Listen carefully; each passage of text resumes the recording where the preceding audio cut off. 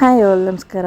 S, this is the last day and packing ಮಾಡ್ತಿದ್ದೀವಿ. Packing ಮಾಡಿಟ್ಬಿಟ್ಟು ಆಚೆ ಶಾಪಿಂಗ್ ಹೋಗೋಣ ಅಂತ, ಬಿಕಾಸ್ ನಮಗೆ ಇದ್ದಿದ್ದು ಈವ್ನಿಂಗ್ ಟ್ರೈನು ರಿಟರ್ನು. ಸೊ ಅದಕ್ಕೋಸ್ಕರ. ಆ್ಯಂಡ್ ಹೋಟೆಲಲ್ಲಿ ಲಾಸ್ಟ್ ಡೇ ಫುಲ್ಲು ಇದಾಗೋಯಿತು, ಪ್ರಾಬ್ಲಮ್ ಆಯಿತು ಬಿಕಾಸ್ ಆಫ್ ಹಾಟ್ ವಾಟರ್ ಇರಲಿಲ್ಲ ಅಂತ. ಸೊ ಆಚೆ ಕಡೆ ಬ್ರೇಕ್ಫಾಸ್ಟ್ ಮಾಡ್ಕೊಂಡ್ವಿ, ಹೋಟೆಲಲ್ಲಿ ಖಾಲಿಯಾಗಿತ್ತು ಅಂತ. ಆ್ಯಂಡ್ ಆಫ್ಟರ್ ದಟ್ ನನ್ನ ಶಾಪಿಂಗ್ ಶುರುವಾಯಿತು. ಸೊ ನಾನು ಸ್ಯಾರೀಸ್ನ ಒಂದು 3-4 ಶಾಪ್ಸಲ್ಲಿ ನೋಡಿದ್ವಿ. ಆ್ಯಂಡ್ ಎಲ್ಲ ಆಲ್ಮೋಸ್ಟ್ ಹ್ಯಾಂಡ್ಲೂಮ್ ಸ್ಯಾರೀಸೇ ಇತ್ತು. ಇಲ್ಲಿ ಅದೇ ಫೇಮಸ್ ಅಂತಲೂ ಹೇಳಿದ್ರು ಅವರು. ಆ್ಯಂಡ್ ಈ ಬಟ್ಟೆ ಇದೆಯಲ್ಲ ನನ್ನ ಮಗ ಹಾಕಿರೋದು, ಅದು ಸಹ ಮೆಟೀರಿಯಲ್ ಬಂದು ಹ್ಯಾಂಡ್ಲೂಮ್ ಮೆಟೀರಿಯಲ್ಲು. ಆ್ಯಂಡ್ ನನಗಂತೂ ಸಕ್ಕತ್ ಇಷ್ಟ ಆಯಿತು. ಅದು ಆ್ಯಕ್ಚುಲಿ ಬೊಂಬೆ ಮೇಲೆ ಹಾಕಿದ್ರು, ಅದೇ ಬೇಕು ಅಂದ್ಬಿಟ್ಟು ನಮ್ಮ ಮನೆಯವ್ರಿಗೆ ಹೇಳಿ ಅದನ್ನೇ ತೆಗ್ಸಿ ಅವ್ನ ಸೈಜು ಹಾಕ್ಸಿದ್ದು. ಆ್ಯಂಡ್ ಎಸ್, ನಾವು ಶಿರ್ಡಿಯಿಂದ ಕುಪ್ಪರ್ಗಾವ್ ಹೋಗಬೇಕಾಗಿತ್ತು ಟ್ರೈನ್ ವಾಪಸ್ ಇದ್ದಿದ್ದು ನಮ್ಗೆ ಅಲ್ಲಿಂದ.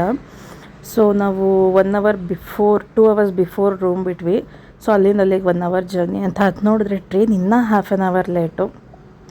ಅಲ್ಲೇ ಕುತ್ಕೊಂಡೆಲ್ಲ ಮಾತಾಡ್ಕೊಂಡು ಟೈಮ್ ಪಾಸ್ ಮಾಡ್ತಾ ಇದ್ವಿ.